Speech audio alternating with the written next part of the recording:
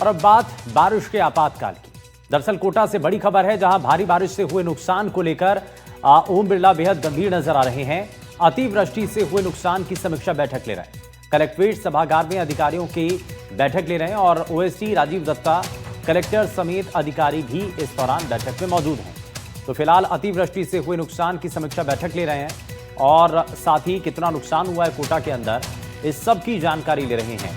वहीं कलेक्ट्रेट सभागार में अधिकारियों के साथ ये बैठक है और इस दौरान ओएसडी राजीव दत्ता, कलेक्टर समेत तमाम जो अधिकारी हैं वो मौजूद हैं। वहीं मानसून का दौर जारी है और ऐसे में आफत की बारिश से थोड़ी राहत मिलने की उम्मीद नजर आ रही है और कोटा के देवली, अरब, बोरखेड़ा क्षेत्र के स्थानीय लोग हर साल की तरह इस साल भी जलभराव की समस्या के साथ साथ मगरमच्छों की दहशत के साए में रहने को मजबूर है। देवली, अरब क्षेत्र की दर्जनों कॉलोनियों में अभी भी खाली पड़े प्लॉट्स में जलभराव से मगरमच्छ का खतरा बढ़ चुका है और पिछले दिनों हुई मूसलाधार बारिश से बाढ़ के हालात बने थे, लेकिन अब बाढ़ का पानी तो उतर गया, लेकिन समस्या जस की तस बनी हुई है। ये तस्वीरें आप देख रहे हैं, सड़क पर चलता हुआ ये मगरमच्छ दिखाई दे रहा है, जो कि लोगों में डर और दहशत बना रहा है। में एक बार फिर बारिश का दौर शुरू हो गया है और ऐसे में देवली, अरब, बोरखेड़ा जो इलाका है वहां पर फिर से जो है जल भराव का अंदेशा हो रहा है। जल भराव के अंदेशे के साथ साथ जो पिछले दिनों 4 दिन लगातार बारिश हुई थी, वो जो बारिश का पानी है वो भी कई जगहों पर जमा है। खाली प्लॉट जो है वहां पर पानी जमा है। इसके अलावा कई गलियां जो है अभी भी अवरुद्ध है, क्योंकि लगातार इस इलाके में जल भराव का अंदेशा रहता है। जैसे जैसे मानसून जो है तेजी के साथ आता है या यूं कहें मेहरबान होता है, तो ये इलाका पूरी तरह से यहाँ के लोगों के लिए परेशानी हो जाती है और इस साल भी वो परेशानी साफ तौर पर नजर आ रही है। तस्वीरें आप देख सकते हैं, मकानों के पास जो प्लॉट हैं उनमें पानी भरा हुआ है और नगर निगम की रेस्क्यू टीम ने यहाँ इस इलाके में से भी रेस्क्यू किए थे, और लेकिन लोग जो है अपने घरों में कैद होने को मजबूर हो जाते हैं। कई सारी परेशानियां उन दिनों यहाँ पर देखने को मिलती है। फिलहाल क्योंकि बारिश का दौर एक बार फिर आज शुरू हो गया है, तो मगरमच्छों का खतरा भी यहाँ पर बहुत ज्यादा देखा जाता है। लोगों को जो है डर लगा रहता है। मैं बात भी करने की कोशिश करता हूँ। जी, बहुत परेशानी हो रही है। बहुत ज्यादा परेशानी है सर, हर साल का यही है। लगातार 4 साल से तुम देखते आ रहे हैं, हर साल छोटी मोटी बारिश में पानी फैले मंजिल तक पहुंच जाता है, घरों के अंदर घुस जाता है। यहाँ पर 3-3, 4-4 दिन तक पानी उतरता नहीं है। उसकी वजह से ना बच्चे स्कूल जा पाते हैं, जो गवर्नमेंट जॉब पे, वो ना अपनी जॉब पे जा पा रहे हैं। सब जनजीवन प्रभावित होता है, सब अपने घरों में बैठे रह जाते हैं। कोई यहाँ पे लोगों की देखरेख के लिए कोई आता नहीं है। एनडीआरएफ वाले लोग आएंगे, कुछ लोगों को निकाल के ले जाएंगे, उसके अलावा कोई पूछने के लिए किसी की क्या प्रॉब्लम है। और यहाँ पे निकलने की सबसे बड़ी प्रॉब्लम ये है, यहाँ मगरमच्छ है नाले में 12-12 फुट के, जो बच्चों को बड़ी आराम से खा सकते हैं, बड़े लोगों का शिकार कर सकते हैं। अभी तक समस्या का समाधान नहीं हो रहा है। आप लोग घरों में कैद हो जाते हैं फिर जब बारिश आती है? बिल्कुल 4-4 दिन तक घरों में ही कैद रहते हैं, ना कोई निकलने का व्यवस्था, ना कुछ, घर में ही बड़े रहो, ना चाय ना पानी, कुछ भी नहीं है। बस जैसे कि जैसे जो एक बार पानी चढ़ गया उसके बाद घरों में ही रहना, कहीं निकलना नहीं है। बाहर निकलो मगरमच्छ, अंदर कुछ है नहीं। सारी बड़ी बड़ी समस्या पानी की है। सबसे बड़ी ज्यादा समस्या मगरमच्छों की है। मगरमच्छ यहाँ रोड पे ही घूमते हैं बारिश के दिनों में, वही सबसे बड़ी समस्या है। आप भी बताइए, आपके पास में अभी भी पानी भरा हुआ है प्लॉट में यहाँ पे भी? हाँ, इसमें तो सब मगरमच्छ वगैरह सब पड़े रहते हैं ना, सांप वगैरह सब आते हैं, तो बच्चे को नीचे खेलने में, इनमें सब में दिक्कत रहती है। पैक करके रखना पड़ता है अंदर बच्चों को, क्या करे फिर।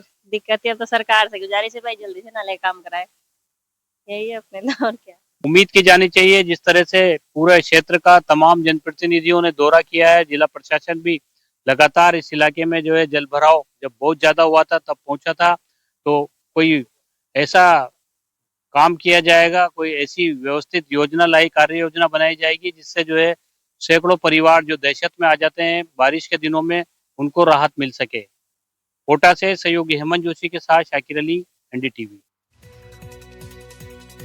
राजस्थान में बाढ़ बारिश का कहर जारी है।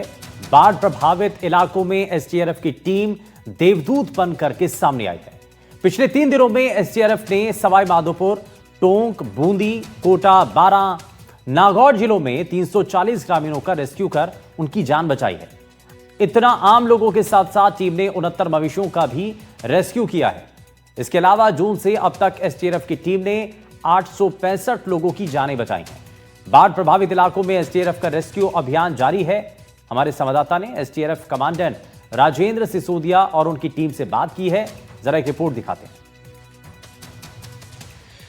राजस्थान में बाढ़ से लगातार हालात खराब है और एसडीआरएफ की टीम लगातार लोगों को बचाने की कोशिश में जुटी है। लगभग 800 लोगों को अब तक बचा चुका है पिछले 2 महीने में। हमारे साथ कमांडेंट राजेंद्र जी है। सर, किस तरह से कितने रेस्क्यू है टोटल और कैसे आप लोगों को सूचना आ रही है? सर, राजस्थान राज्य में इस बार मानसून न केवल समय से पूर्व आ गया, बल्कि अधिकांश स्थानों पर जो औसत बारिश होती है उससे अधिक बारिश हुई। और पिछले कुछ दिनों से 10 दिनों से आप देख रहे हैं कि जो चंबल और उसकी सहायक नदियां और इसके अलावा अन्य जो जल स्रोत है उनमें भी काफ़ी भारी मात्रा में पानी आया। चूँकि हम लगातार मौसम विभाग के संपर्क में रहते हैं और पूर्व में ही हमें ये इस बार भविष्यवाणी मिल गई थी कि इस बार औसत से अधिक बारिश होगी, उसको ध्यान में रखते हुए एसडीआरएफ द्वारा इस बार कुल 57 रेस्क्यू टीमें राजस्थान के अलग अलग स्थानों पर तैनात कर दी गई थी। ये टीमें 20 जून से लगातार काम कर रही है और मैं आपको बताना चाहता हूं कि इन 57 टीमों ने अब तक 178 रेस्क्यू ऑपरेशन किए हैं। उसमें 856 लोगों को जीवित बचाया है। इसके अलावा 126 के करीब पशुओं की भी जान बचाई है और ये रेस्क्यू ऑपरेशन लगातार चल रहे हैं। और सर, पिछले 3 दिन में ज़्यादा हालत खराब है, खासतौर पर बूंदी, सवाई माधोपुर, यहाँ पर लगभग 340 लोगों को बचाया। हाँ, पिछले 3 दिनों से चूँकि चंबल और उसकी सहायक नदियों में काफ़ी भारी मात्रा में पानी आया था, उसको ध्यान में रखते हुए राउंड द क्लॉक 24 घंटे हमारी रेस्क्यू टीमें काम कर रही है और लगभग 340 के करीब लोगों को पिछले 3 दिनों में भारी बारिश में जहाँ भी फंसे हुए थे उनको बाहर निकाल के उनकी जान बचाने का महत्वपूर्ण कार्य किया गया है। सर, अभी भी टीमें कहाँ काम कर रही हैं? अभी कुल 57 टीमें हैं जो राज्य के अलग अलग जिलों में हैं। तो जहाँ ज़्यादा बारिश की कोई चेतावनी होती है या कहीं इस तरह की स्थिति होती है तो उन टीमों को थोड़ा मूवमेंट भी करते रहते हैं। टोटल 57 टीम्स है। सर, अब मानसून लगभग जा चुका है, लेकिन एक मैसेज दिया गया है कि ये इलाके हैं जहाँ पर हमको भविष्य में पहले से बारिश के समय पहले से टीमें तैयार करनी चाहिए। तो अगली बार क्या तैयारियाँ हैं? बिल्कुल, इस संबंध में हम लोग मौसम विभाग से लगातार संपर्क में रहते हैं और प्री मानसून की जो हमारी तैयारियां होती है वो अप्रैल मई में शुरू हो जाती है। उसमें न केवल मौसम विभाग के अधिकारी आते हैं बल्कि अन्य जो इस विषय के विशेषज्ञ हैं उनके साथ बैठ के और रणनीति तैयार करते हैं कि इस साल मानसून का ट्रेंड कैसा रहेगा और किन किन स्थानों पर कितनी बारिश होने की संभावना रहती है। उसी को ध्यान में रखते हुए पूरी स्ट्रेटेजी तैयार की जाती है, उसी के हिसाब से टीमों का डिप्लॉयमेंट किया जाता है और थोड़ा बहुत कोई 10-20% उसमें कोई वेरिएशन होता है तो तात्कालिक परिस्थितियों के अनुरूप चेंज किया जाता है। बिल्कुल, अभी टीमें काम करेगी और अभी जो संभावित तिथि है 30 सितंबर तक ये टीमें निरंतर कार्य करती रहेगी। ठीक है, शुक्रिया सर बातचीत करने के लिए। ये राजेंद्र सिसोदिया जी थे, कमांडेंट, जो कह रहे अभी भी इनकी टीमें काम कर रही है और लगातार ग्राउंड पर लोगों को राहत देने की कोशिश में जुटी हुई है। सहयोगी जसराज के साथ दीपक चावला, एनडीटीवी, जयपुर।